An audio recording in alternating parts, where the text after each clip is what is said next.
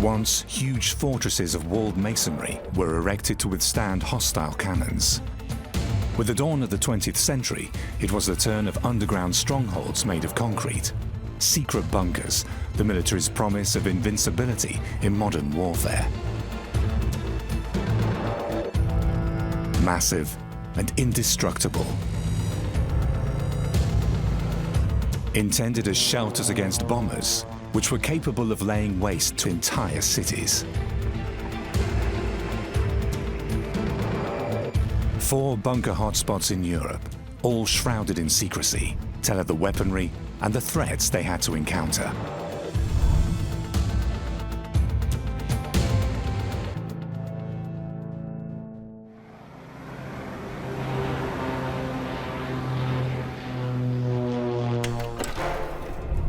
Britain's command centre during World War II. It's situated in the middle of London, the capital of the British Empire. Less than 100 metres from the seat of the government, hidden beneath His Majesty's treasury. From here, the War Cabinet, under Prime Minister Winston Churchill, coordinates the war effort. This is the War Cabinet Room, and this is the room that Churchill first entered after becoming Prime Minister on the 10th of May 1940 and declared, "This is the room from which I will direct the war." It was used for 115 cabinet meetings over all 6 years of war, and that would have been mainly during the heavy periods of bombing known as the Blitz, when it wasn't safe to hold the cabinet meetings up in Downing Street. It's a role he maintains right until the end of the war in July 1945.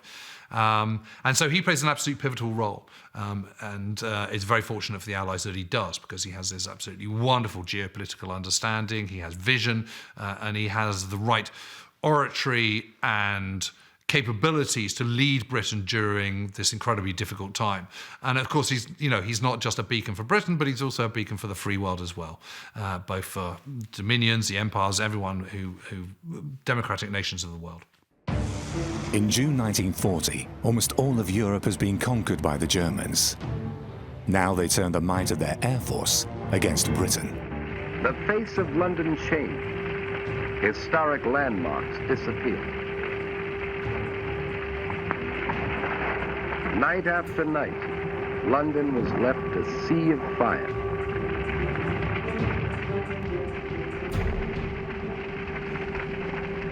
In the summer of 1940, Britain is very concerned about the danger of invasion. You have to understand that the strategic earthquake that has taken place with the fall of France has knocked everyone. Britain is like rabbits in headlights at the end of May, beginning of June 1940. From September 1940 onwards, German bombers deliberately target the British capital. Hundreds of buildings fall prey to flames, like here in the City of London. It's a strategy that will backfire and cost the German populace dearly. In 1940, the Luftwaffe's attacks merely provoked defiance amongst the British, who were led by an unflinching warrior. Winston Churchill is determined not to yield an inch against a Nazi menace. So this is the chair that Churchill sat in for 115 cabinet meetings. And if you look closely on the arms, there are scratch marks. And these are from his fingernails and from his signet ring. And it said that during these meetings, he would scratch away and tap at the chair, a sure sign of the tension and the stress in the room. Down here, in these dark and narrow rooms, time seems to have stood still. A command centre 4 meters below the treasury. A perfect sight. Camouflage was paramount when it came to protecting a bunker. The better it was hidden away, the safer it was. You have to keep in mind that area bombing came as a surprise to the British, so they had to extend whatever space was available fairly quickly and turn existing basements into a bomb-proof shelter, which might serve as a provisional headquarters for the defense of the country. eigenen Abwehrmaßnahmen von dort leiten zu können. In 1939, the German Air Force is about 400,000 strong and can call on 4,000 planes of the most modern standards. Some of them can carry a bomb load of almost 2 tons over a range of 1,200 kilometers.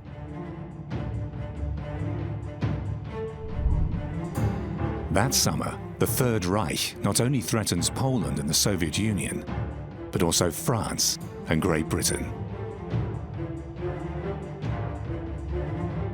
The cabinet war rooms are cramped. The air is stale and full of smoke.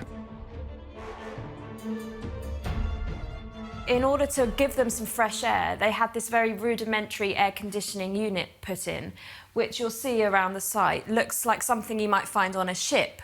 And basically this would bring in some fresh air, and then it would just refilter it and move it around and around the site. But it was very rudimentary and it wasn't very effective. And people said that what it actually was doing was sort of moving around the smoky air from every room, from one room to the next. Because of course everybody in those days smoked. And Churchill himself smoked 8 to 10 cigars a day. The map room is the nerve center of the bunker. Here, every movement on the fronts is instantly visualized. Thousands of pinholes in the maps are witness to the movement of Allied shipping. The Germans are not just assaulting Britain by air, but also with their notorious U-boats. Britain takes the threat of the U-boats very seriously indeed, because as an island nation, it's completely dependent on overseas shipping.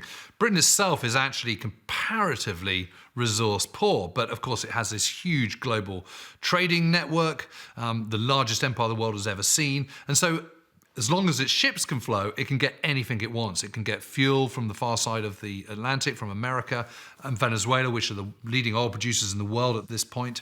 It can get food from the Argentine. It can get supplies, cotton, other meat, anything from India, from Australia, New Zealand, and so on. And of course, it can also get supplies from the United States, which increasingly is becoming the leading armaments producer in the world. Nazi submarines, now berthed on the conquered coast, set out to starve the British people into submission. Of 100 U-boats, usually only about a third are out on patrol. However, they pose a significant threat. Operating in so-called wolf packs, spread out over 15 nautical miles, they hunt for British convoys.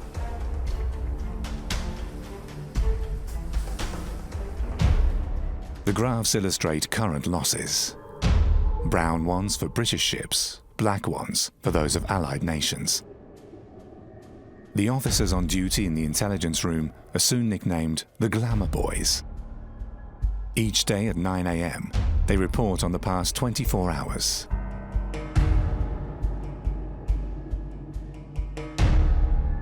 For safe communication between military and government, there are tap-proof telephones. A pneumatic dispatch system links all rooms of the bunker and provides speedy transportation of memos and documents. You could send messages to other rooms on the site. So you would simply open up the flap and put your message or your letter inside a tube, and it would get sucked straight up. And in return, when one was sent to you, it would come down in reverse. And in this tray, you can actually see all the marks where the tubes have hit inside the basket.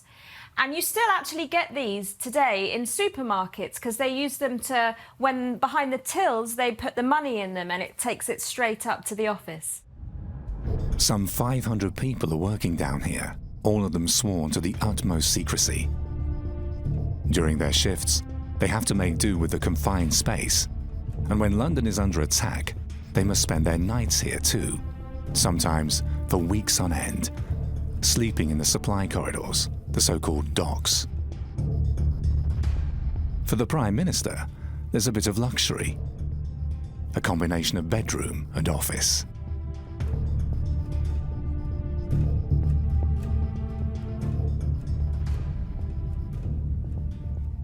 And we know that Churchill didn't like the idea of the cabinet war rooms because he didn't think it was necessary to hide, and he didn't want people to think that he was disappearing and hiding away from the bombs when he was telling the rest of the nation to carry on. But we do know that he did spend 3 nights here in this bed, and that probably would have been when his wife persuaded him and said, "Please, Winston, be safe, go down and use the bed in the cabinet war rooms." Churchill is renowned for his speeches, many of which are broadcast, such as his famous address to the House of Parliament in May 1940, 3 days after having taken office. I would say to the House, as I said to those who have joined the government, I have nothing to offer but blood, toil, tears, and sweat. Words of uncompromising determination, which served to rally his people. Covered by thick curtains and rarely shown, the map of maps in the Prime Minister's room. To the enemy, it will be invaluable intelligence. It's an overall view of the defence system of the British Isles, including all weak spots.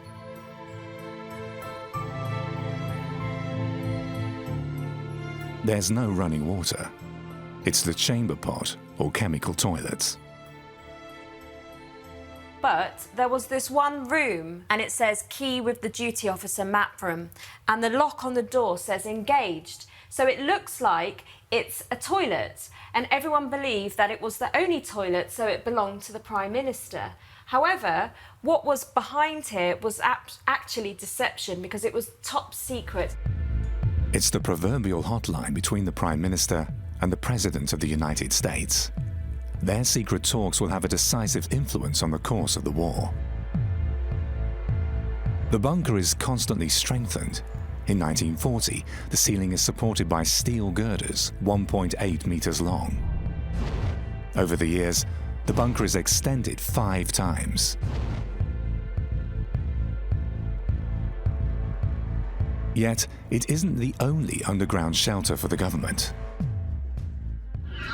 Just half an hour's drive away, in the quiet suburb of Dollis Hill, there's one of the most secret sites in all of London. This inconspicuous door is the entry to codename Paddock, the emergency war rooms. They were built in a mere 13 months at a cost of £250,000, back then an enormous sum. 17,000 tons of gravel cover and protect a concrete ceiling 1.5 meters thick. Below, there are 40 rooms on 2 floors, ensuring round-the-clock readiness for the continuation of the War Cabinet's work. Alas, the Prime Minister hates the place. To him, it's that hole. After a first meeting in October 1940, the Cabinet uses Paddock just one more time. So each occasion cost the taxpayer £125,000. In today's money, about $20 million US.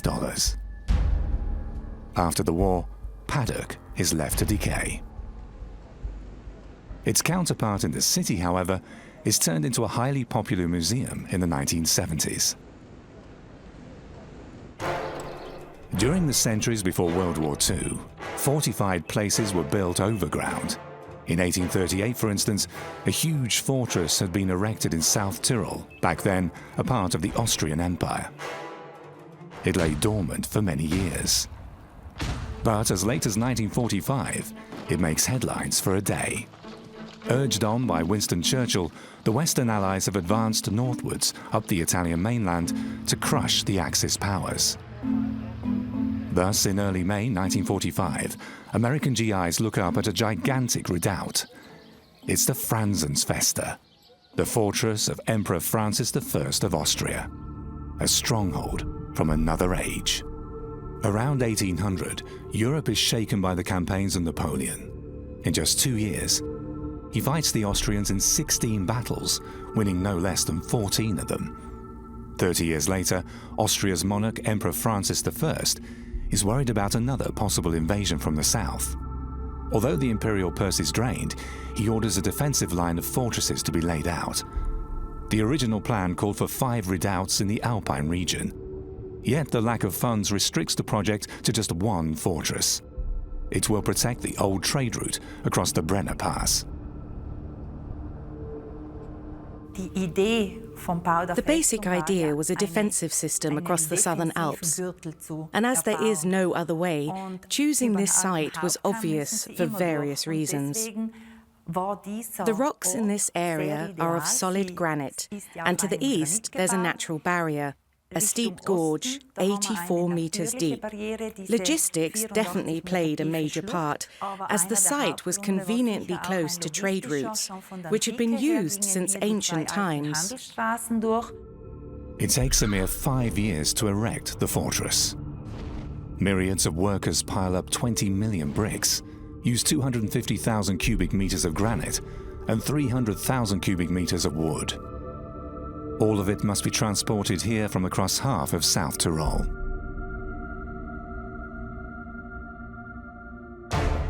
The enormous effort is aimed at countering the strategy of lightning wars like those masterfully executed by Napoleon. Occupying the high ground, the fortress is to hold up the first onslaught of any army charging north. However, as with so many military concepts developed over time, when ready for use, the fortress had already been overtaken by events. Its layout consists of 3 separate areas, each of which can be defended as a single unit. The lower and the middle parts are situated above the fortress church. Across the road is the upper part, called the Acropolis.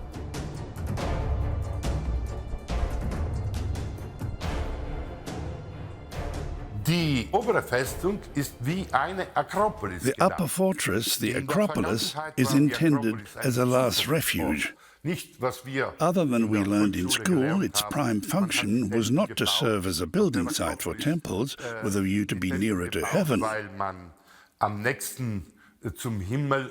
Originally, the Acropolis was a fallback area. If the city below had been overrun by the enemy, its inhabitants would retreat up there and still have a chance to organize their resistance. A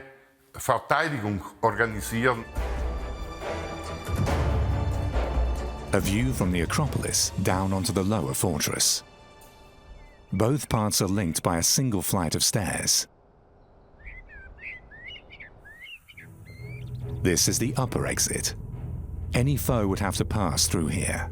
A difference in elevation of 100 meters, 451 steps. Yet it's not merely a feat of engineering, but also a means of psychological warfare, since the appearance is deceptive.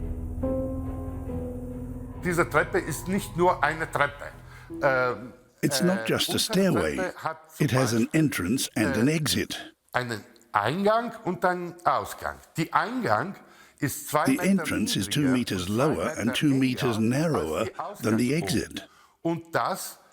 So, someone at the base of the stairway would get the impression that it is fairly short.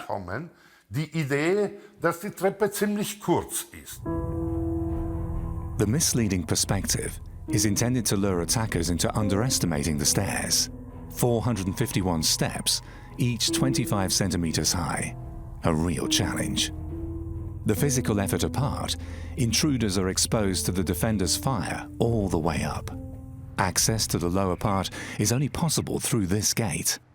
Blocks of granite, 4 meters high, with 3 blocks of 6 tons each across. The crenels are aligned in such a way that there are no blind spots for invaders to conceal themselves in. Its walls, several meters thick, protect the fortress against cannon fire from the outside. And what's more, It's the first time that a cannon could be fired from inside a sheltered room. It's an enormous advantage for the defenders of such a complex.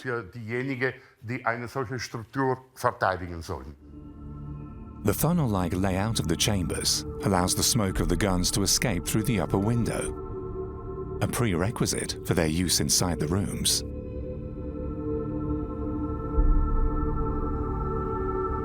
There's innovation in the sleeping quarters too. As most of the soldiers were illiterate, the walls were covered by instructive drawings. They depict the various powder charges and inclination angles for the guns in use.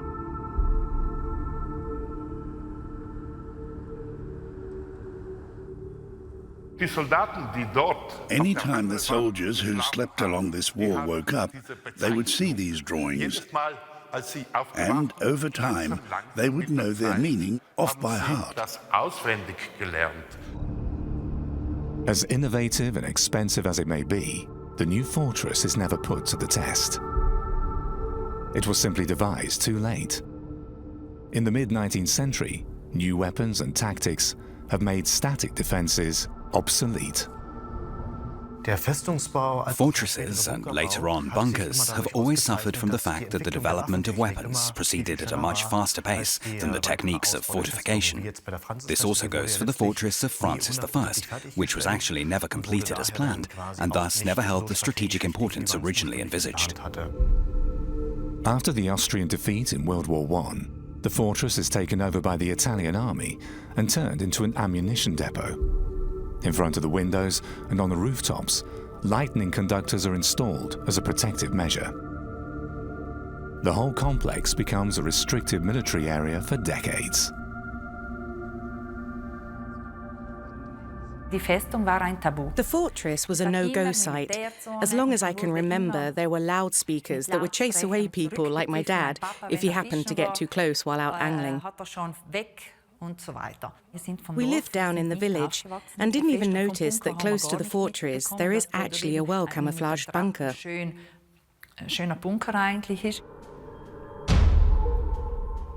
Hidden away in the mountainside next to the upper fortress, a modern bunker.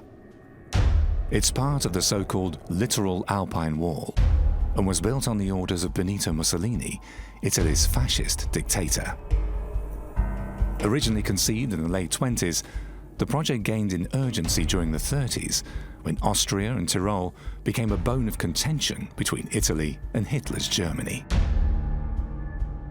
Bunker number 3 is laid out over 600 square meters and offers all that's needed to ensure the survival of 150 soldiers for 8 days.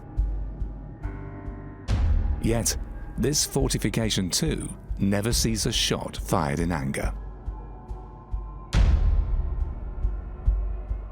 It was part of a projected line of 700 bunkers along the country's Alpine borders.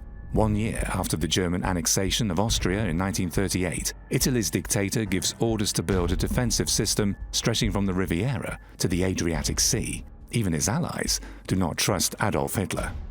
So actually, Mussolini and Hitler forged quite a good friendship, particularly in the 1930s. But as German strength grows, so Mussolini becomes more and more mistrustful. The Alpine Wall is really, that's set up in that's begun in the early 1930s, before the Pact of Steel, before an alliance with Germany has been signed, when Italy is still feeling incredibly vulnerable. There's depression, there's recession, there's financial crises, and it's a way of defending Italy's borders, and the Alps are vulnerable. Those Alpine passes are vulnerable, and that's why he unleashes this gigantic, 1,500-kilometer building program. On May 17, 1945, American troops enter the Imperial Fortress next to the bunker.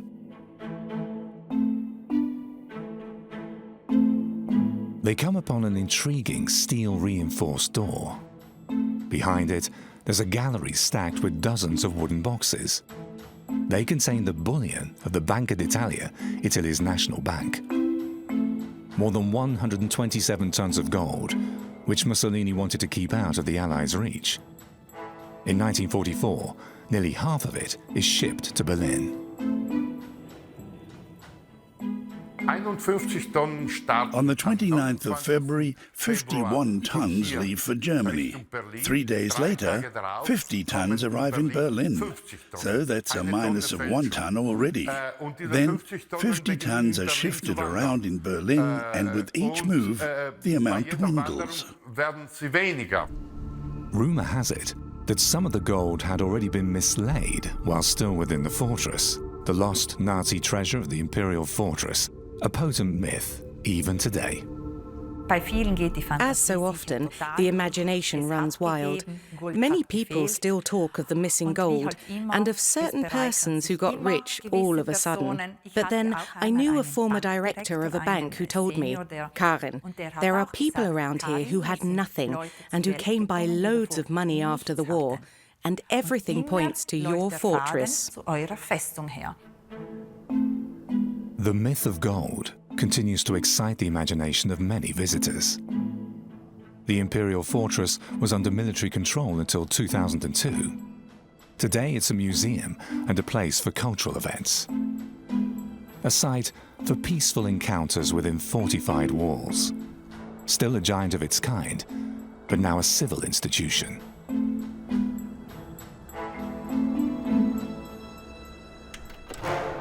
Another museum, 1,000 kilometers further north, the so-called East Wall, a line of fortifications begun in 1934, 180 kilometers east of Berlin in today's Poland. Armored cupolas and remains of blasted furrow concrete lie between the fields. They once made up the fortified line between the Warta and the Oder River. It stretched out for more than 100 kilometers along what was then Germany's eastern border to Poland.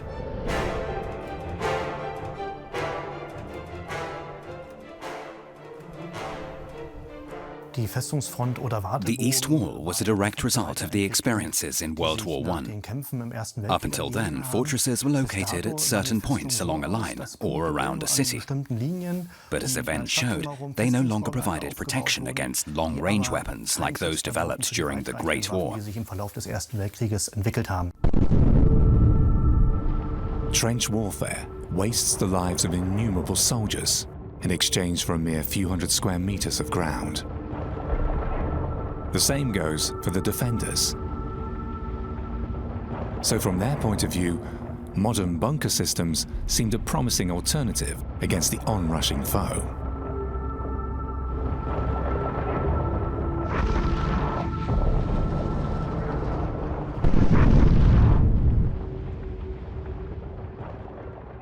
The large bunker complexes actually did play a significant part. They're a legacy of the First World War and the trench system. And this idea that if you build enough concrete and strong enough that's impervious to enemy weapons, no one will be able to get through. Bunker lines become the order of the day. One of them is the East Wall. It's the largest integrated system of its kind up to the end of World War II. Conceived to shield the German border against a new potential enemy, Poland. On November 11, 1918, Germany gets a new neighbor in the east. The Second Polish Republic, born out of the German defeat and the collapse of Russia, has a strong sense of national identity and claims territorial cessions, most of all from Germany. And they have a strong ally, the victorious French. A potential invader from the east would most probably choose the area between the Warta and the Oder River. If you could achieve a breakthrough there, the road to Berlin, some 150 kilometers, would be right open. As early as the mid-20s, the German army orders lines of moats to be dug. They are to serve as precursors for the new fortification system. It's a clandestine project, since the clauses of the Treaty of Versailles, the Peace Treaty of 1919, forbid any military structures of this kind. A swing bridge to bar the invaders' path, forcing them to switch the axis of advance.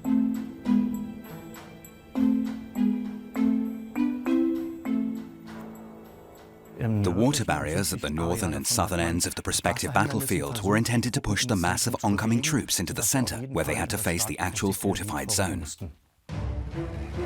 In 1934, building between the Warta and the Oder River starts in earnest. The Nazis have rescinded armament restrictions and spend freely on military projects. Numerous roads have to be built. Material of all kinds is kept ready on all sections of the fortification zone.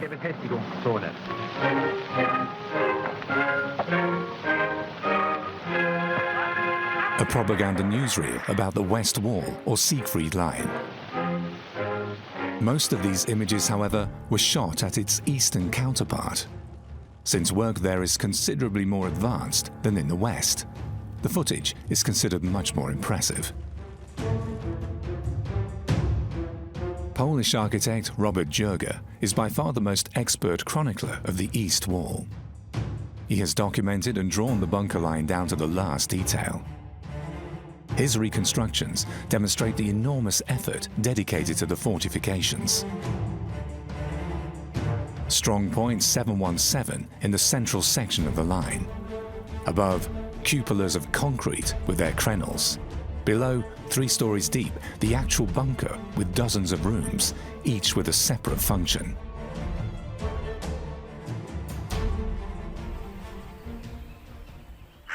The complex above ground, perfectly embedded into the landscape. Underneath, an elaborate system reaching 30 meters deep.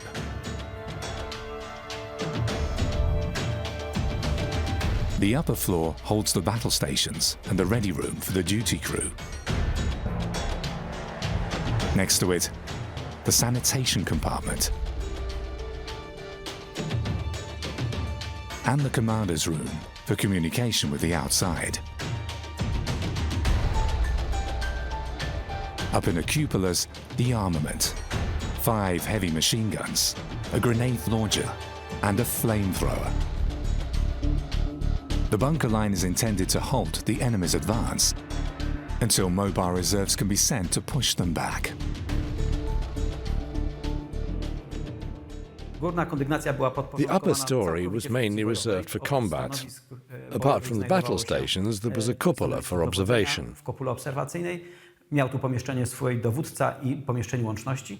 From there, a shaft ran 30 meters down to the barracks and storerooms. That's where the crew would spend most of their time. There was a mess, a kitchen, rooms for the engines, and the ventilation system. When the alarm was given, the crew would run up and take up their battle stations. The lower level held the technical installations, tanks for water and diesel, the ventilation system, the magazine with ammunition boxes, camouflage nets, and general military equipment, and quarters for those not on duty. Overall, the crew would consist of 90 men. Individual strongpoints or sections of the bunker line are connected by a tunnel system of 30 kilometers overall. Soldiers and materials are transported by an electrically driven narrow-gauge railroad. There are 22 train stations underground. Each station attendant has an office of his own. There are switches for oncoming trains, as well as at forks leading to various storerooms in this subterranean labyrinth. No one built more concrete bunkers than the Germans in the Second World War. And yet, in doing so, they were denying themselves the tactical flexibility, which was the benchmark of their way of war. In other words, they were always about moving forward. It was always about tactical flexibility. Concrete routes you to the spot. So the huge amount of resources that were poured into it in terms of manpower, in terms of steel, in terms of concrete, which in turn involves stone and breaking up of stone and sand and all sorts of other things. The machinery involved to create this, huge machines involved. All that resources could have been spent on other things that might have done the job just as effectively, if not more effectively, than huge, great bunkers. In May 1938, Hitler inspects the site in person. The dictator is not impressed. He calls it a worthless mousetrap without firepower. A defensive bunker system is not in line with his concept of aggressive warfare. 2 months later, he gives orders that all construction activities are to cease. Hitler's first priority was to secure the western border against France to get a free hand elsewhere. Building a fortification line of such dimensions is always a strain on a nation's resources. The cupolas called for an immense amount of steel. Weapons had to be produced in a way that they could be installed properly. And since Germany's capacities were limited at the time, they had to be applied economically. A few months later, in October 1938, the German army marches into Czechoslovakia. With the Treaty of Munich, the Western Allies have sanctioned the annexation of the Sudetenland, a part of Czechoslovakia which is mostly settled by Germans, which are now, in Nazi parlance, returned to the Reich. With the occupation of the Sudetenland, the Germans also get hold of the so-called Beneš line, a bunker system the Czechs have copied from the French. Conveniently enough, it's here that the German army will train their soldiers for the attack on France. Hitler, for his part, doesn't seem to like what he sees. Obviously, the Czech bunkers are more impressive than their German counterparts. The Beneš line is an elaborate system of fortifications along the country's borders. 9,500 smaller bunkers, here in red, and 229 more complex installations in green. An immense effort with no benefits. To bolster Germany's defenses against France, Hitler orders the East Wall to be dismantled of guns and equipment and has them transported to the west. The eastern bunkers are now merely hollow shells. A decision which will have dire consequences when the Soviet army advances toward Berlin in 1945. By then, the Red Army is a formidable fighting machine with a crushing superiority in numbers. The dragon's teeth along the line are still in place, like a final gesture of defiance. The German army hastens to equip and man the bunkers once more. Anyone in the area able to hold a rifle is rounded up. They are the Volkssturm, a motley array of the old and young, now thrown in as a last-ditch force.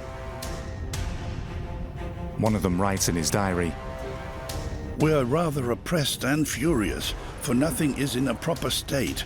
There's not a single heavy gun, neither the electric light nor the heating works. What will happen if we come under enemy fire? I haven't the faintest idea.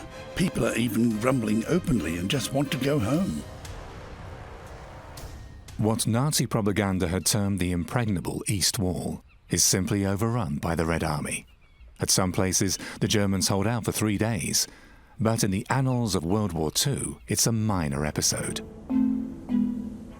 Soviet soldiers on top of Stronghold 717. Their film crews take a stroll through the underworld. Ironically enough, this is the only existing footage from inside the complex after it was finished. Arms and equipment are dismantled and brought to a military institute in Moscow.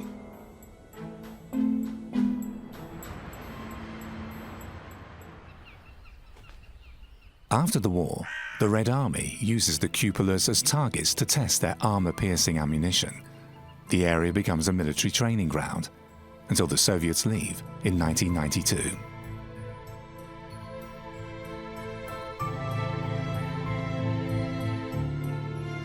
Today, the East Wall is Europe's largest winter quarters for bats.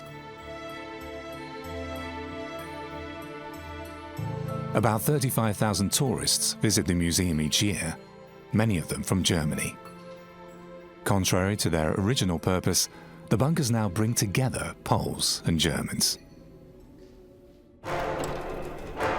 In 1942, the German Navy seeks shelter under meters of concrete. Having defeated France, the Germans initiate a gigantic construction program in the country's Atlantic ports, like here at Lorient. Karaman, one of the largest U-boat bunkers ever built. Their kill pennants are flying. Each day, victorious boats return to their bases. All of them display the proud insignia of their successes, nameplates and lifebelts of ships sunk. U-boats play a very important part of the start of the war because it is those weapons that potentially can strangle Britain's lifelines and those overseas supplies coming across the Atlantic. And literally everything that is being poured into combating Nazi Germany from the West is reaching its destination via the Atlantic, whether it's British goods coming from its empire and global network, or whether it is the Americans crossing the Atlantic. So U-boats have a really, really important role. However, as soon as the Allies are able to deploy their air power, they control the approaches to the Atlantic Ocean, as well as the areas around their convoys. The U-boats sink fewer ships and lose more of their own. The hunters have become the hunted. They need safe havens along the Bay of Biscay, like here in Keraman.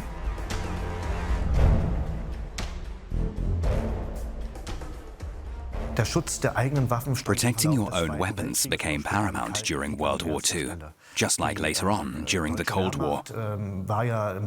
Since the German army in occupied France was more and more exposed to Allied bombing, they had to build shelters for their personnel, their stores, and their fighting machinery. And that went especially for the U-boat flotillas.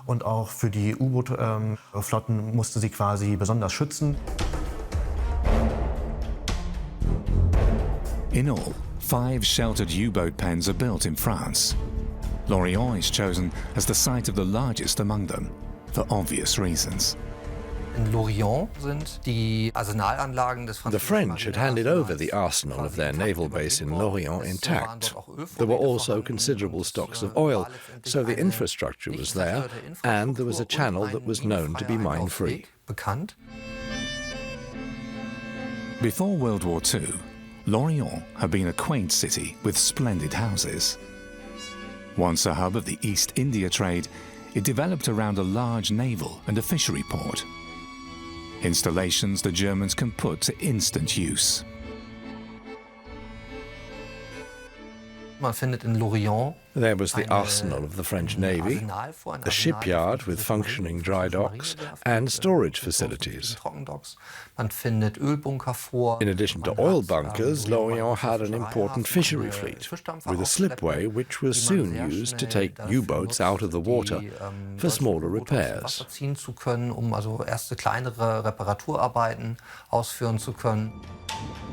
Yet smaller repairs won't do for very long. 15,000 workers from all over Europe are brought here to build a bunker complex with dimensions unlike any other.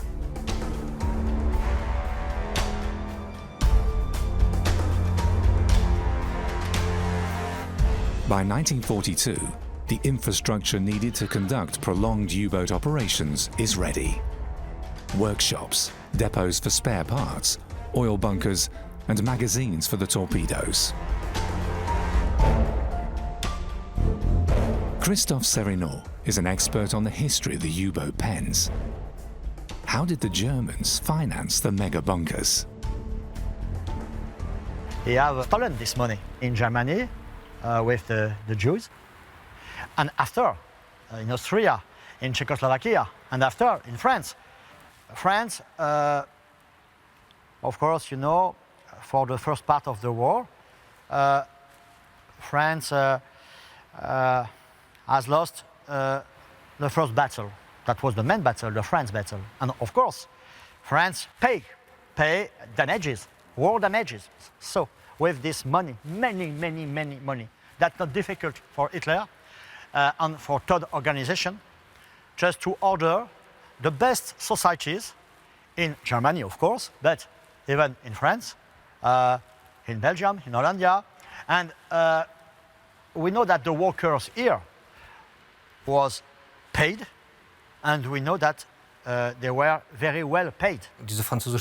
French contractors earned a lot of money from these projects, yet they also allowed them to protect their workers from being sent as forced labor to Germany. So you could keep on operating as a French firm within France.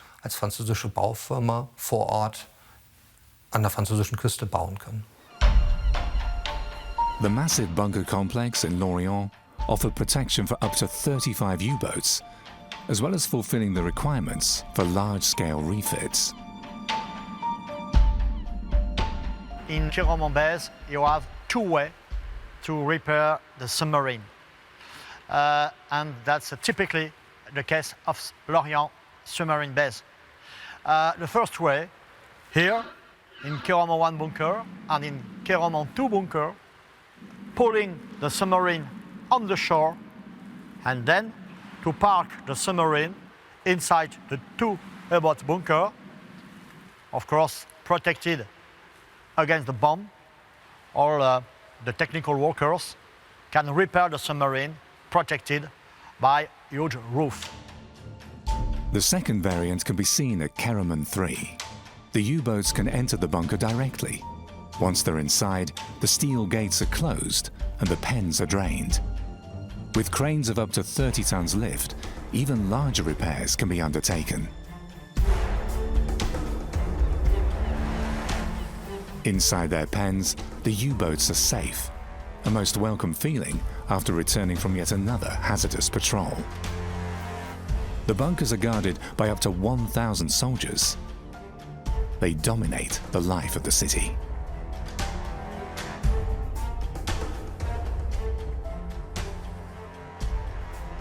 Not a submarine destroy here in the Lorient base because you have many other bunkers with DCA, so that's not possible for the Allied just to reach, just to fly very near to destroy the submarine near the base here. An elaborate system of architectural measures ensures the invulnerability of the U-boats inside the pens, such as the upper story of the Kéromont 3 bunker. The huge empty space will dampen and buffer the explosive power of almost any bomb. Two protective ceilings with specially devised steel girders make the bunker virtually bomb-proof against most conventional weapons used at the time. Only the tall boys bomb of 5 tons were able to destroy any parts, but to destroy totally the roof, you have to put at the same place 2, 3 tall boys.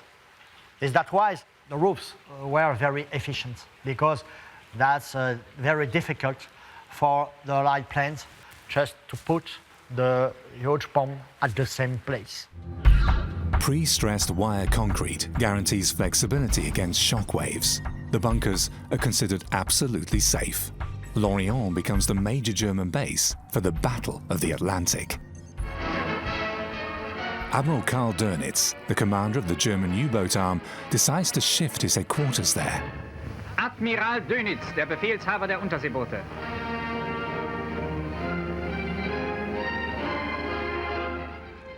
In November 1940, he and his staff take up residence in a seaside villa on a promontory opposite the Kéromont bunkers. From here, he salutes every incoming U-boat. When the Allies recognize the importance of Lorient as a U-boat base, they send their bombers. In September 1940, the Royal Air Force raids the harbour for the first time. Alas, results are disappointing.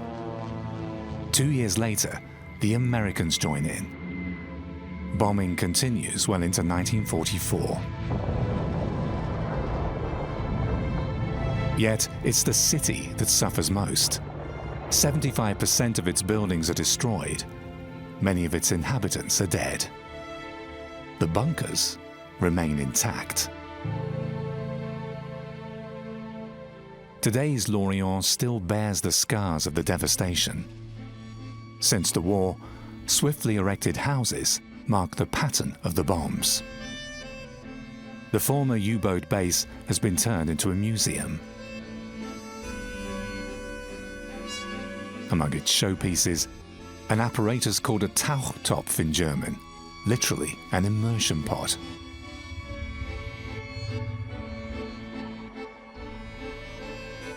We are here near Kéromont 1 bunker. We are in a bunker here. This bunker is 50 meters by 50 meters, and it was built to protect this simulator. The German Navy was speaking about Tauchtopf. This is where the U-boat crews would train for an emergency exit underwater. After the war, it was used by the French Navy for the same purpose.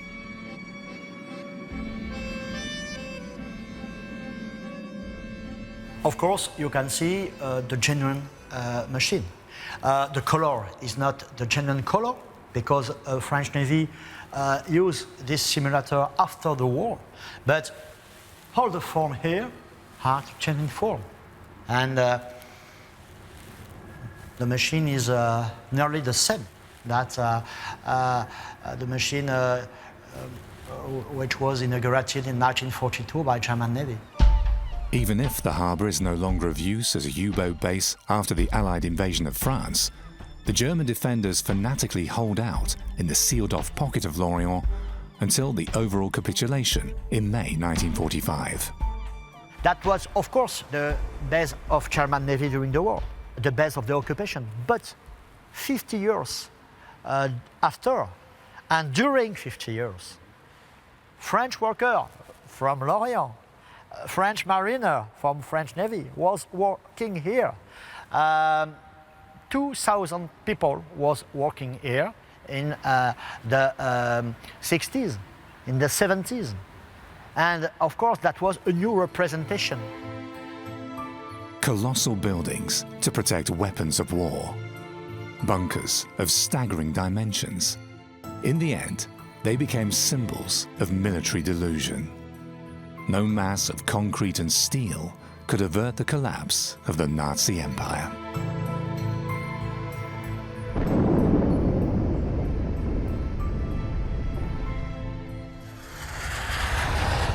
Fear of nuclear strikes dominates the years of the Cold War. Both military alliances, the Warsaw Pact in the east, as well as NATO in the west, have stacked their arsenals with nuclear warheads. The Warsaw Pact comprises most of the states in the Eastern Bloc, among them the GDR, or East Germany. NATO is made up of most West European states, and the FRG, or the Federal Republic of Germany. The Soviet Union, by then the largest country in the world, has deployed the bulk of its missiles along its western borders. From there, they can reach the NATO states in Europe, from a top-secret base like this one in northern Lithuania. Strange cupolas of concrete in the sealed-off woods of Plokština. They're part of an underground missile base in use until 1978. Next to the site, there are barracks for 300 soldiers and officers. The area is barely inhabited. Its residents haven't a clue of what's going on inside. Once I was picking berries along the fence. They came up in a jeep and told me, "This is a forbidden area, no picking of berries here." As I spoke a bit of Russian by then, I said, "What? I've been picking berries here all my life." But they just said, "Care to be taken along to our headquarters?" Above the bunker entrance, a reminder in red, "Wipe your feet." Behind it, a hidden world. One of many which proliferate in the remote woods of Lithuania during the 1960s. The shafts were dug within the better part of a year and reinforced with concrete.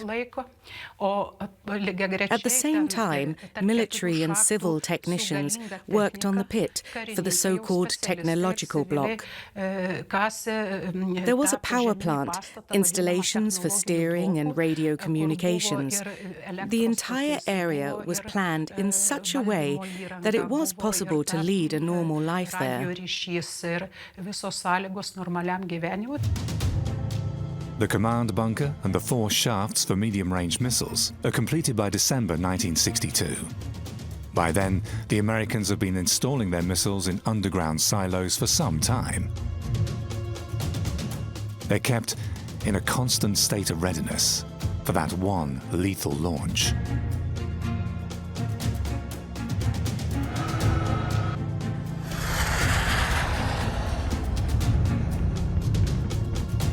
The Cuban Missile Crisis in October 1962 has convinced the Russian military of the need for camouflage. Back then, US reconnaissance planes discovered Soviet nuclear missiles on the Caribbean island, right on the doorstep of the continental United States. It was extremely dangerous. The Soviet Union was incredibly nervous because there were American nuclear stations in Turkey and, of course, all across Western Europe, so that it extended Soviet nuclear capability and threatened directly the United States. It doesn't mean to say that Nikita Khrushchev, the Soviet leader, was going to ever enact it, but it was saying, okay, you Americans, you've got missiles pointing at us from Turkey and from Western Europe. We've now got one pointing from Cuba. The SS-4 and SS-5 missiles have a range of 2,000 and 4,500 kilometers respectively. This would take them well into US territory. Mankind is on the brink of World War III. In the end, the Soviets back down and redeploy their rockets. It's been nuclear poker on a grand scale. From now on, MAD, or mutually assured destruction, becomes a household word. During the Cold War, both sides permanently updated their strategy. Each side knew the number of their available warheads and performed war games with a view to analyzing if the enemy could be decapitated in a nuclear first strike, once World War III was imminent. In East and West alike, the military plan with strategic as well as tactical nuclear weapons. Tactical missiles have a lower range and less destructive power. They're intended for use against military targets on a limited battlefield. Strategic missiles are directed against intercontinental targets. Their explosive power is aimed at destroying the enemy's infrastructure and entire cities.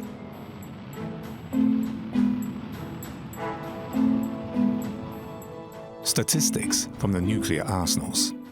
In 1962, the United States have 27,300 warheads at their disposal, the Soviet Union a mere 3,300. In 1970, the number of US warheads is at 26,100, while that of the Soviet Union is at 11,650. In 1978, the Soviet Union is ahead by 900 warheads.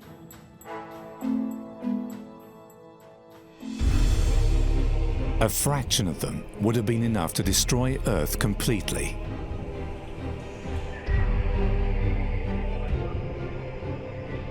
Both sides consider the option of war under nuclear conditions. In the East, nuclear policy is a matter of strictest secrecy. Outside the top level, hardly anyone knows about the real dangers. In the West, people time and again demonstrate against nuclear armament.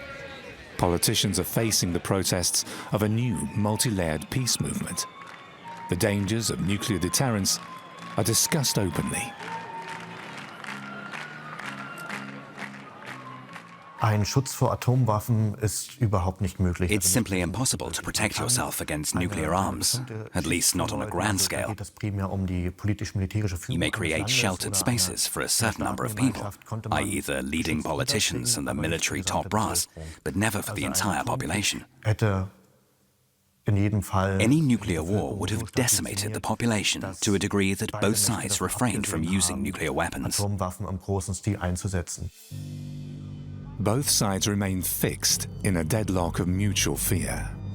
The transport of missiles to their base is always a top-secret affair. However, as in Lithuania, there are occasional witnesses. The most dangerous things we saw were the rocket transports, right after darkness had fallen. Those trucks were huge, and the missiles too, with their pointed ends, were immensely long. They were escorted by cross-country vehicles, 2 in the front and 1 behind, sometimes 2. They moved very, very slowly. You would have been faster on foot. the layout of a standard Soviet missile base. Each of the 4 missiles is lowered into its silo of concrete and readied for launch. Including the warhead, they measure about 22 meters. Their NATO codename, SS-4. They have a life expectancy of 10 to 15 years. Their range, about 2,000 kilometers, allows them to reach targets like Berlin, Brussels, Paris, or Milan. With any launch, the concrete silo would burn out due to the heat. An immense effort for just one shot. We're talking about millions of rubles. The site had to be constantly guarded. The security measures were extreme. Once there was a small fire in one of the shafts. All the top brass raced to the scene. Something had fallen onto the floor plate and started to burn. Everyone was pale with fear. In the end, they managed to extinguish the fire. The final procedure when installing an SS-4 is the mounting of the warhead. Working with nuclear material requires special security measures. Everyone is obliged to wear protective suits. The explosive power of a warhead like this is near to a megaton, 70 times the effect of Hiroshima.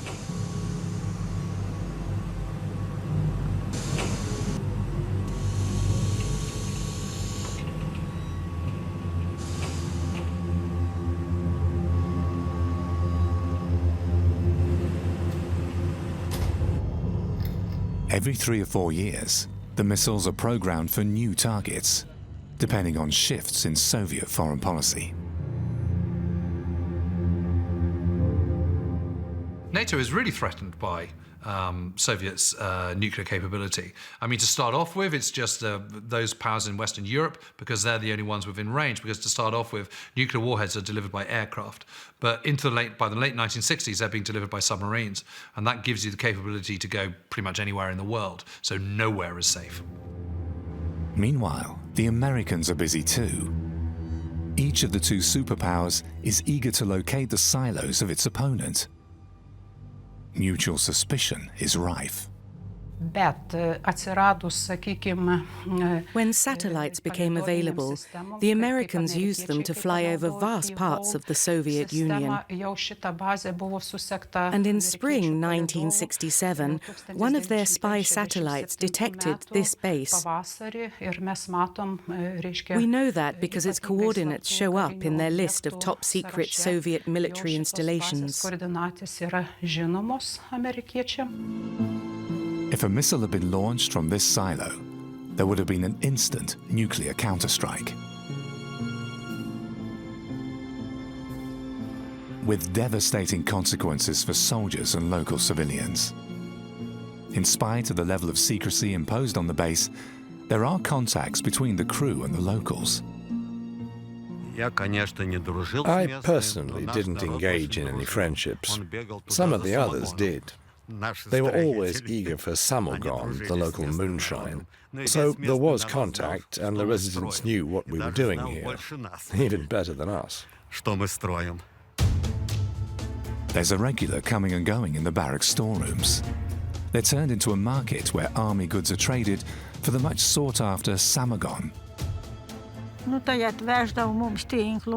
They gave us chicken wire, quilted jackets, blankets, bed sheets, everything they had, even meat and lard. We got everything their stores would offer.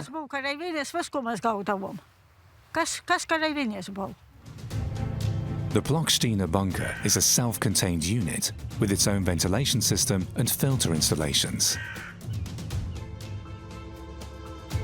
A diesel engine, once built for a submarine, provides electricity.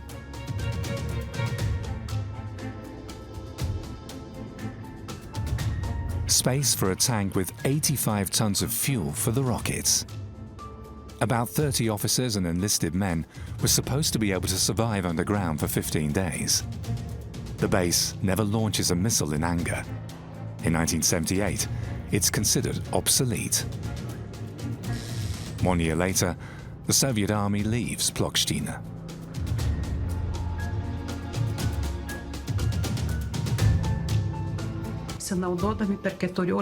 Of course, the locals made the best of it and pilfered the base.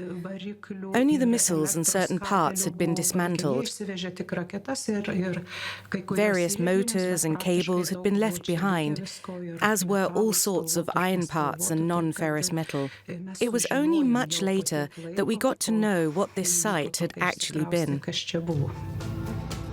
In 2011, the bunker becomes a Cold War museum. It's to demonstrate to young Lithuanians how their country once played a key role in the nuclear strategy of the Soviet Union. And it's to serve as a memento of the dangers of a confrontation that may easily have turned the Cold War into a hot one. Along the Iron Curtain, the two ideological opponents face each other in direct confrontation. Here, the implications of a nuclear war loom largest. Basel in northwest Germany.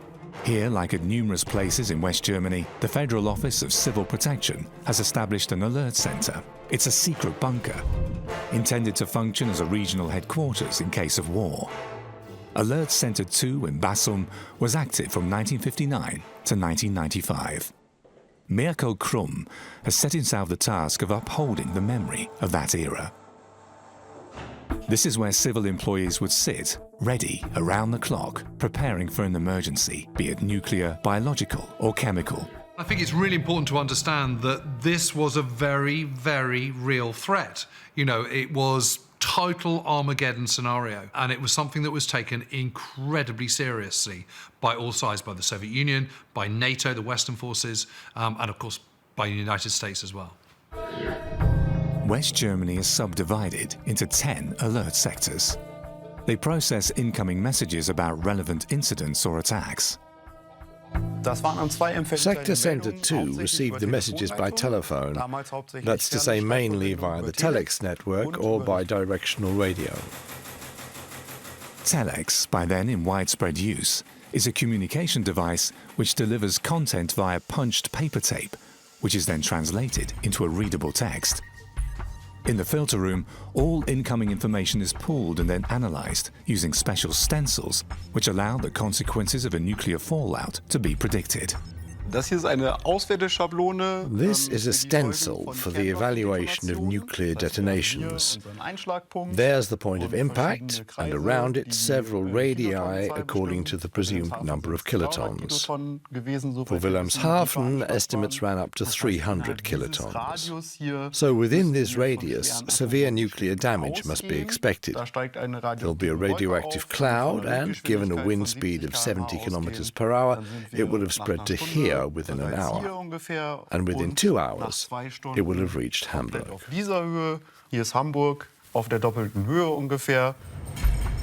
The centre then sounds the alarm using sirens and issues warnings via the broadcast stations.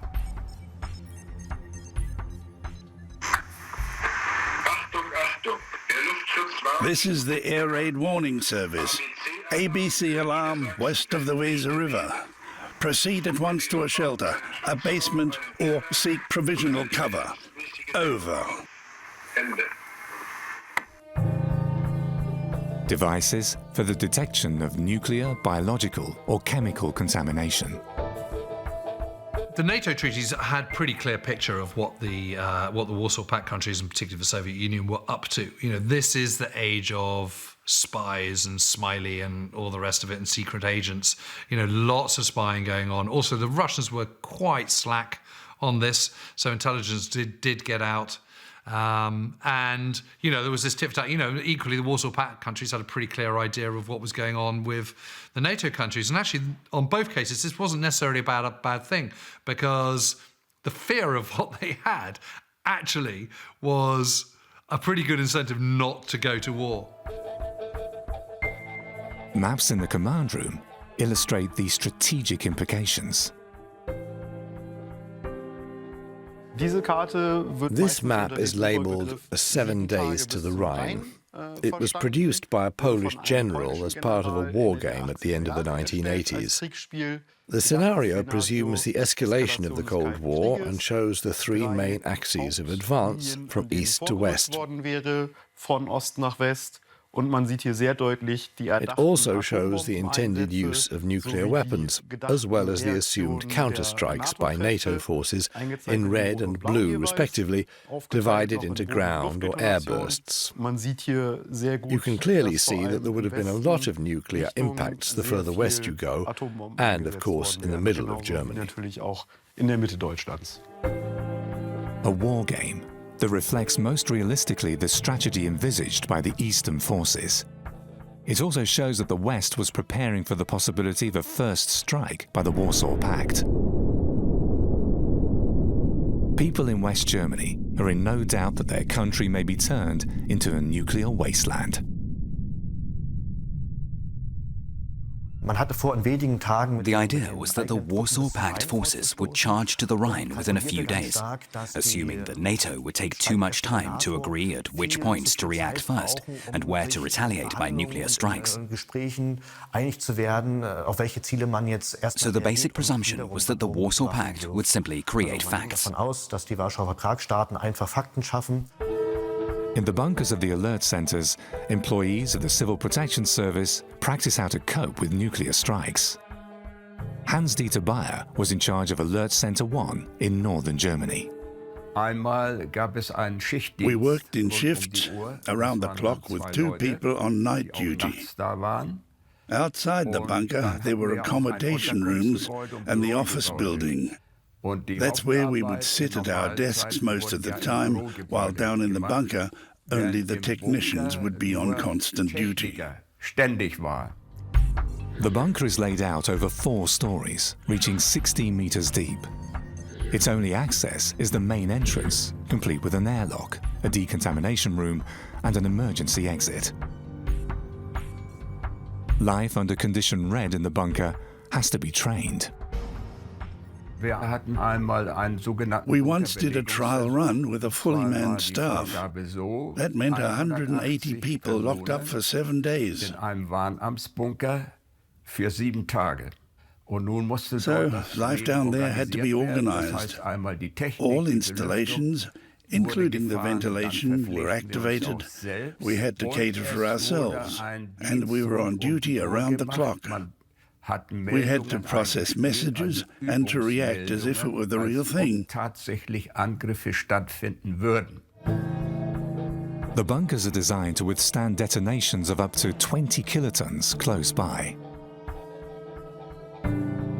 That's the impact of 20,000 kilograms of explosives within a radius of 1 kilometer. The bunker walls and the ceiling are 3 meters thick, made of a special concrete mixed with barite, a mineral with anti-radioactive features. The bunker as a whole weighs 46,000 tons, the equivalent of the Titanic, compressed into 30 by 30 meters underground. The bunker is laid out for a self-contained period of 30 days. It was assumed that there would be a political advance warning before any conflict broke out in full. That would allow the reserves to be activated and to bring the bunker up to its full war strength of 200 people. 200 people in a confined space for 30 days, while above, a nuclear war is raging. The prerequisites are an autonomous supply of electricity and water, clean air, and protection against heat and radioactivity, a massive technical challenge. This is the air intake installation where the incoming air is filtered and cooled. If it were for real, these would be radioactive particles. When the outside air passes through here, the coarseness of the granulation provides a very good cooling effect. With estimated outside temperatures of 1,000 degrees Celsius, the heat is supposed to be diminished by 950 degrees. Additional filters and cooling installations guarantee a room temperature of 23 degrees Celsius. An elaborate and expensive technology for a comparatively low number of people. Yet their work may save countless lives, especially in a limited nuclear emergency. In my view, that was the main reason for the existence of the Civil Protection Service. If there had been a single nuclear strike by mistake, so to speak, we could at least have achieved something. However, if both sides had fired off all they had, there had been nothing left. With nuclear annihilation all around, even the most sophisticated technology cannot keep entire countries from being devastated. The nuclear arms race, a recipe for disaster. It may guarantee deterrence, but no safety. Strausberg, near Berlin. A special bunker completed in 1984, 40 kilometers away from the East German capital. An inconspicuous functional building in the middle of a wood. Nothing here points to anything out of the ordinary. Next to an unobtrusive guardhouse, the entrance. Beyond it, there's another world. The basement is one huge bunker, 70 by 70 meters.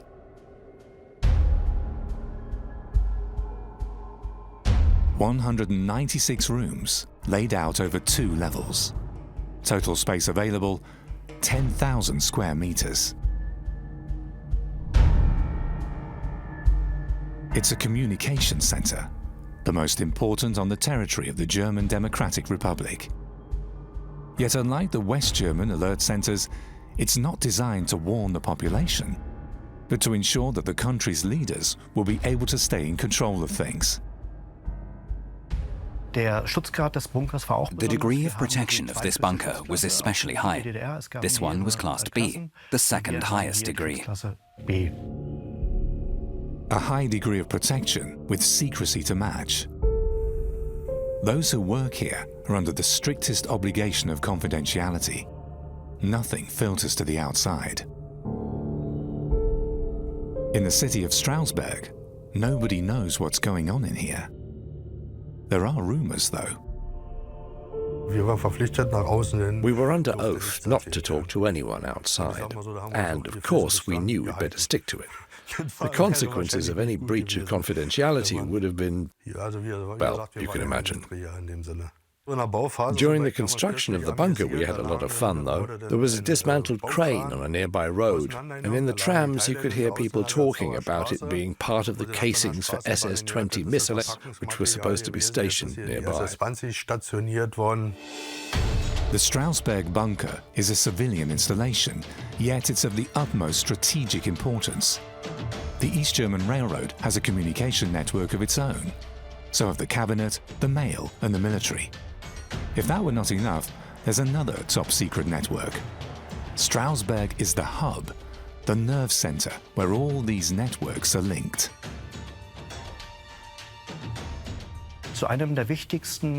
One of East Germany's most important communication networks was the so-called Special Network 1. In a way, it wasn't a network on its own, but a system through which civilian and military lines of communications could be used to link important political bodies with each other. A hotline between the military and the party top brass, all in preparation for the day of days, when NATO would strike with nuclear weapons. Special Network 1 would have been the means of giving the general alert via the usual telecommunication lines, in addition to army-run systems of spreading the alarm. After that, it probably would have gone offline due to the impact of enemy arms. The communications bunker is one of the largest and best protected installations in the country. At the entrance, an airlock. This is where officers and enlisted men would leave their contaminated equipment, uniforms, and protective suits. The technical installations, too, are protected by special features. Throughout the bunker, any relevant part has been put on bouncers, so that even the shockwave of a nuclear detonation could be absorbed. High tech, protected by the simplest of means. The electric cabinets, too, are buffered by steel springs on the ceiling. A special filter system to purify the contaminated air coming in from outside. The clean air is then distributed to the various sections of the bunker via large ducts. And there are additional reserves.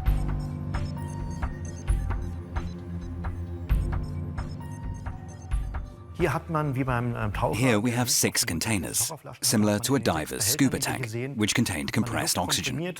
This was supposed to last for 24 hours in case of an emergency, so the personnel inside the bunker could be supplied with sufficient air to carry on for a day. The dispatcher room, the heart of the bunker. It's here that all relevant data are recorded and monitored, such as the air pressure, and notably the temperature, since the huge installations heat up and thus have to be cooled.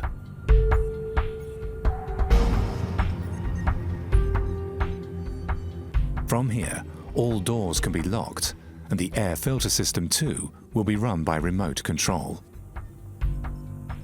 We worked round the clock in 3 shifts.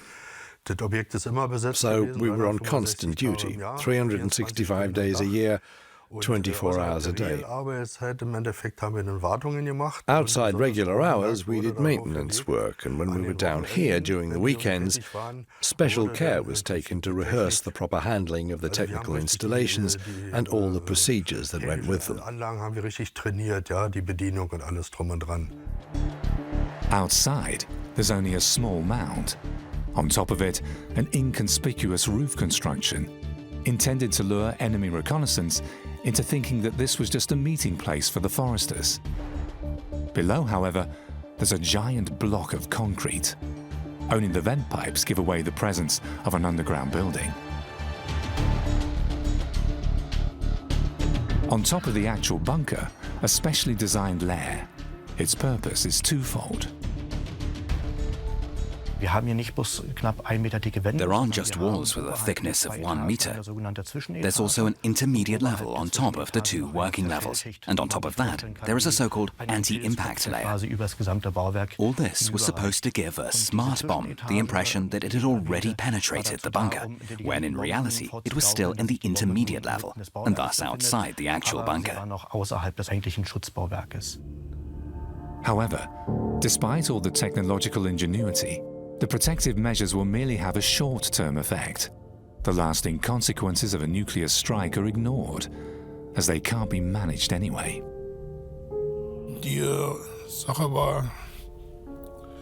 Our brief was, go down there and carry on for at least 14 days in self-containment.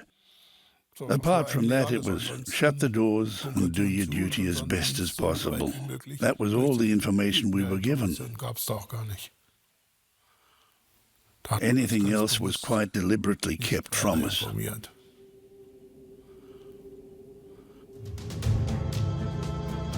The former command room of the Minister for Mail and Telecommunications, where he and his staff would redeploy in an emergency. It may well have been that these corridors would have resounded with Russian orders, since East Germany is part of the Warsaw Pact. The Soviet army had no immediate access to this bunker, but this could have been easily arranged, or even enforced. In case of an emergency, the Soviet army would have had overall control of all military activities within the Warsaw Pact, and thus automatically have access to all bunkers in East Germany. The East German military has only limited scope to act on their own. It's the generals in Moscow who pulled the strings. Yet, as a frontline state in the Cold War, East Germany is of the utmost strategic importance. It's from here that the machinery of war will be run. A fact that puts the country firmly in the sights of NATO forces.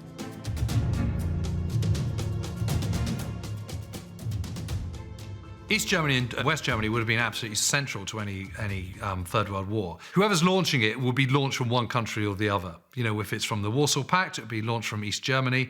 If it's from NATO, it would be launched from West Germany. And there is, you know, both countries have an incredibly large build-up of forces, you know, which is why you've got all these bunkers there to command and control the battle safely and securely from their kind of nuclear bunkers, and to keep the whole thing, the whole show on the road, really.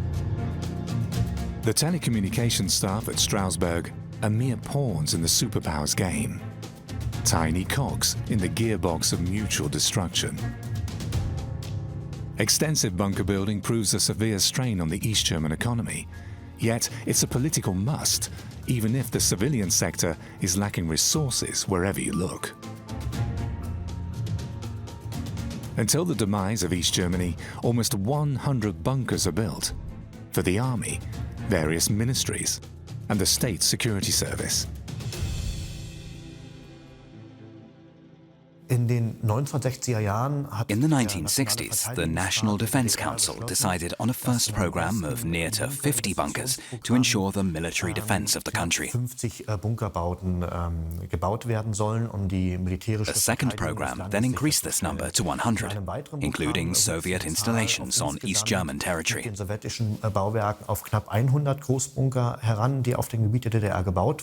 The country may have been tiny, yet it had the highest density of bunkers in Europe. Mit einer der höchsten Bunkerdichten in Gesamteuropa.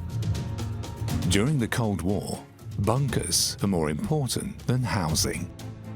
It's a choice later generations find hard to accept.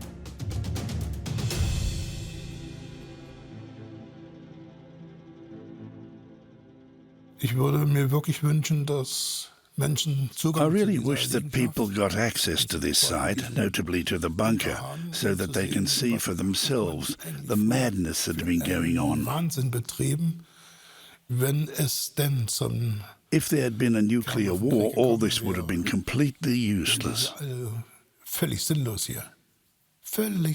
What good is it if I leave the bunker after 2 weeks and there's nothing left outside?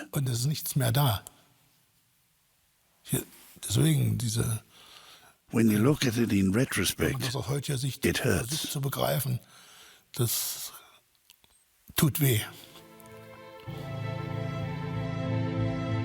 Pensive words by an officer who served 8 years of his service life in this bunker.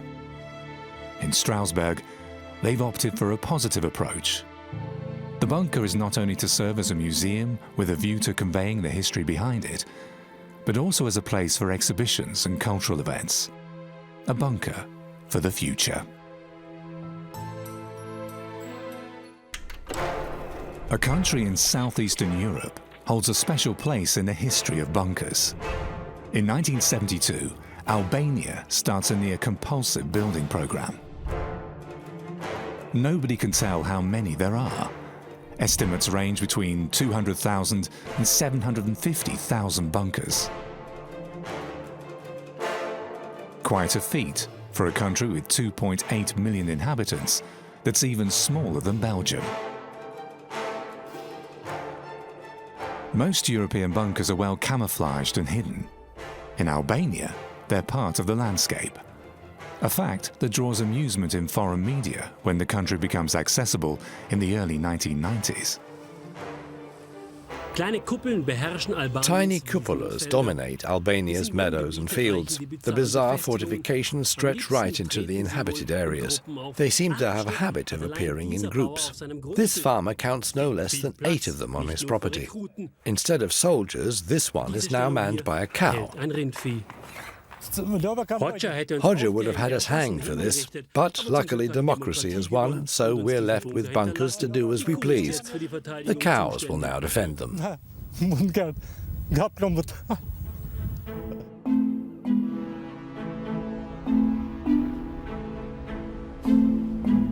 The drama of the tiny Balkan state begins in 1939, when the Kingdom of Albania is occupied by fascist Italy. 4 years later, the Germans take over. The country's partisans are led by the cadres of the Communist Party. One of them is 35-year-old Enver Hoxha. He will rule the country as a dictator for more than 4 decades. Hoxha is a somewhat mysterious figure. He studies law in France and Belgium, leaves without a diploma, teaches French in Albania, then opens a tobacco store in Tirana, the country's capital. During the Italian occupation, he suddenly emerges in the upper ranks of the Communist Party. In 1943, he becomes its chairman and the country's prime minister 1 year later.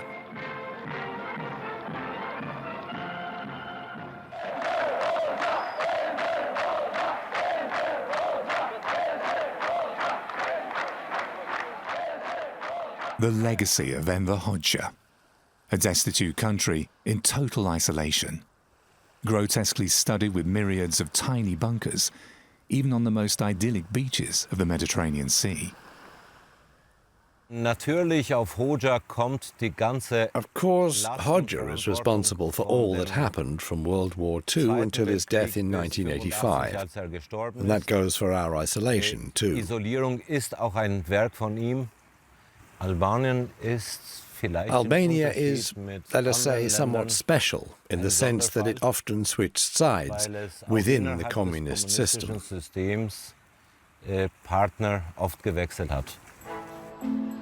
In 1959, Soviet leader Nikita Khrushchev pays Albania a visit.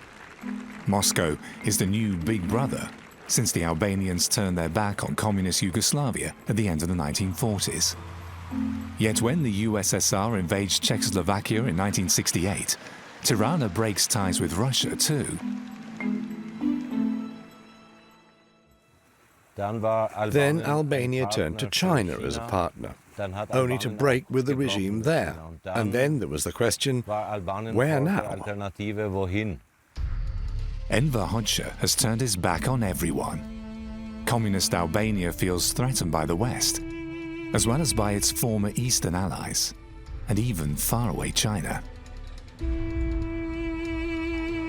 Albania is a bit of a basket case, to be perfectly honest. I mean, it's in this own little bubble. It shuts itself from the outside world. They actually call themselves the Labour Party of Albania rather than the Communist Party, but actually they're more communist than the communists.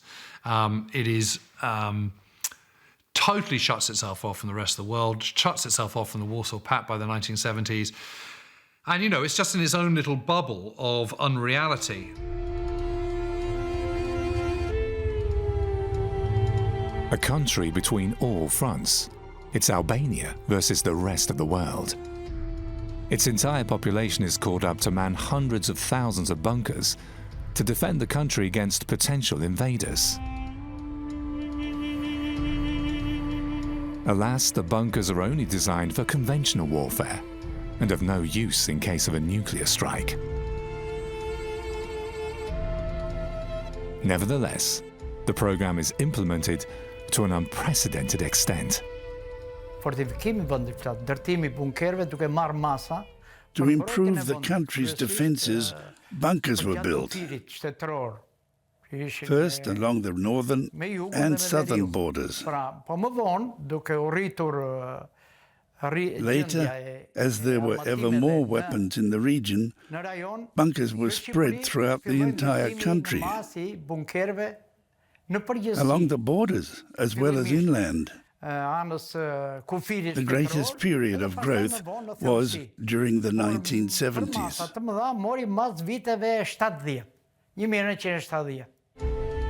Back then, notably the coastline is fortified. A middle-sized emplacement with 4 artillery bunkers and a command post in northwestern Albania. It's intended as a first stop against a potential invader to give the army time to withdraw into the mountains and continue with guerrilla warfare.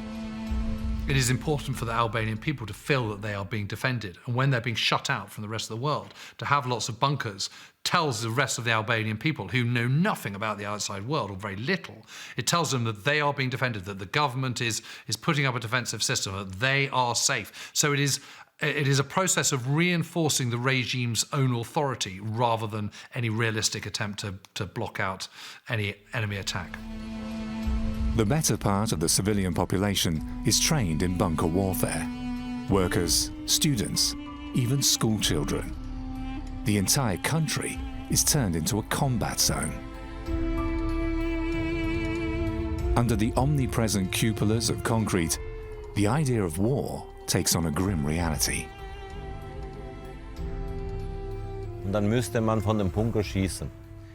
You'd have to shoot from inside the bunker, and then you'd be bombarded from all sides. That's something quite different from the mere idea of defending your country. Once inside, you realize the ugliness of the whole thing. On the fringes of Tirana, a strange entrance into a tunnel. Once the area was thoroughly sealed off as a restricted military zone, completely unknown to the capital's inhabitants. The tunnel opens onto a park, a playground for children, where no child was ever intended to play. It's all camouflage. The playground leads to the entrance of Albania's main bunker. This one is nuclear-proof, since it was to act as shelter for the country's military and political elite.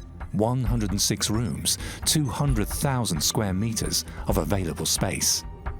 Right behind the entrance, the obligatory lock for decontamination. In case of a nuclear or chemical attack, everyone would have had to be cleansed here before entering the bunker. Its other parts are hermetically sealed off. This bunker is unique. There are others, but none of this size. There were smaller ones as shelters for mid-level functionaries and for the population. Today, the bunker is a museum. One of its rooms strikingly illustrates that Albania's military even experimented with chemical weapons, then, as now, banned internationally. Images of simulated chemical warfare speak of the naive faith in protective gear.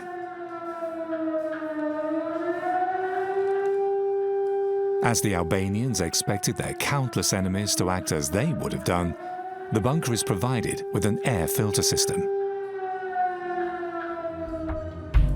Yet there's also space for entertainment, a stage and a screen. A convenient environment to applaud the achievements of the army and those of their great leader, Enver Hoxha.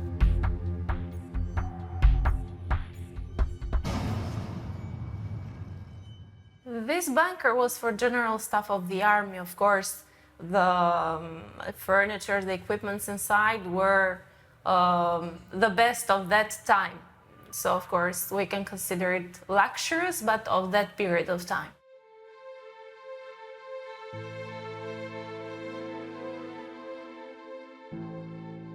The rooms of the man at the top.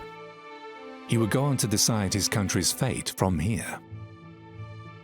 Comfort and luxury as far as the limited resources allowed.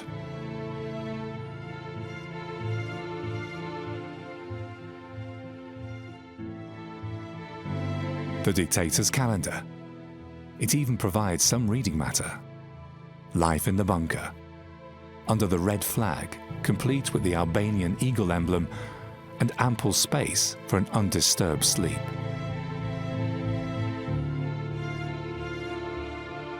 When Enver Hoxha dies in 1985, there is mourning, real as well as commandeered. The dictator may be gone, but his legacy, the bunkers, remain. Albania's older generation visits the museum only rarely. They prefer to leave the past behind. So it's mainly directed at the young among the capital's population. Skanderbeg Square in Tirana. Today it's overlooked by Albania's national hero of the 15th century, George Kastrioti, called Skanderbeg, whose statue has replaced that of Joseph Stalin. The numerous monuments dedicated to Enver Hoxha have disappeared too. Only the mural on the National Museum of History is a reminder of the socialist era. Close by, the former bunker of the Ministry of the Interior. As it was to shelter the elite, it was designed to be nuclear-proof. Today it houses the museum Bunkart II. The dome above the entrance is dedicated to the victims of the communist dictatorship. Intellectuals, artists, opponents to the regime. However, to some, personal matters seem more important than their country's past.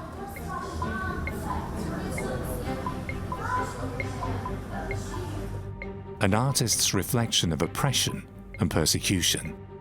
The names of those arrested by the regime in the shelter of their former tormentors. Albania's recent history hasn't really been addressed. That explains why there is still a strong resistance to any modern ideas to use relics of communism and the Cold War in a creative way. Many of the old functionaries are still alive and are well aware of their role back then.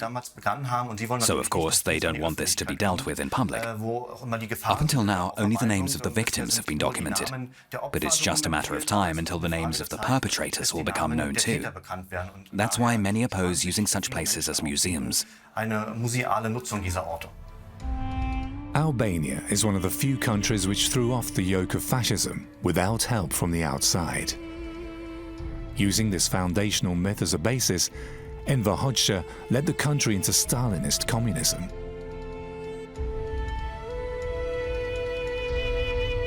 After his death, Albanians opted for a modern future. Alas, their country is still one of the poorest in Europe. It's become a parliamentary republic, yet many want to ignore the shadows of the past. However, concrete witnesses are omnipresent. Its bunkers have become a trademark of the tiny country. They've lost their military meaning and are being used as restaurants for commercial purposes or as stores. To most Albanians, they're just part of their everyday life.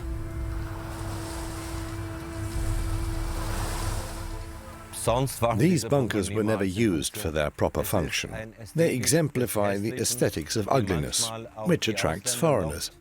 Yet they also provoke us into facing our history, those final years of communism, by just being there as real and tangible relics. Albania's bunkers have lost their threatening appearance and have become a bizarre adventure playground for grown-ups.